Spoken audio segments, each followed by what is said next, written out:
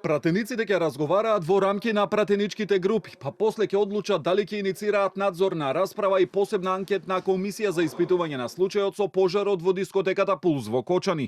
Иницијативата дојде од семејствата на жртвите од вчерашниот марш за ангелите во Скопје, со барање за целосно и независно испитување на случајот. Од пратеничката група на ВМРО ДПМН вела дека не расправале за иницијативата, но и предупредуваат трагедијата да не се злоупотребува или користи за дневно политички цели. Не сме расправале во рамките на партијата за оваа иницијатива, но она што можам да го кажам е дека во моментот има активен судски процес каде обвинителството и судството ја имаат задачата да ја утврдат одговорноста. Она што ние како политичка партија го застапуваме е правдата да биде неприкосновена, без оглед кој од која политичка партија е. Наш интерес е да има правда за случајот во Кочани. Извори од пратеничката група на СДСМ пак за Канал 5 вела дека би поддржале надзорна расправа и посебна анкетна комисија за случајот Кочани, но претходно за ова прашање ќе се координираат пошто ќе излезат со став.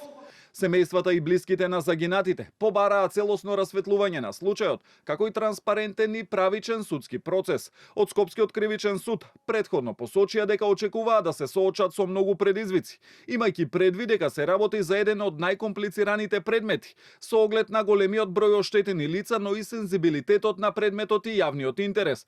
Но и најавија дека ќе се преземе се за да се обезбеди побрзо и поефикасно судење. Поранешната врховна судијка Вера Коцо вели дека досегашните заложби на странките во постапката и самиот суд се токму во таа насока. Со тоа што обезбедија простор каде ќе се одбива судењето, за да можат не само обвинетите, туку и блиските на жртвите да бидат присутни на ова судење, се со цел да се издействува, односно да се добие една законита и транспарентна одлука, која на некој начин ќе биде не само еден бенефит за жртвите, односно за нивните родители и блиски, туку и за целокупното судство, доколку се добие таква одлука која што ќе ги задоволи сите странки во оваа постапка, ќе биде голем резултат од аспект на она што значи праведно судење. Судењето започнува во среда во судницата во Идризово. На обвинителна клупа ќе седнат 34 физички и 3 правни лица. На сите им се става на товар едно исто кривично дело, тешки дела против општата сигурност.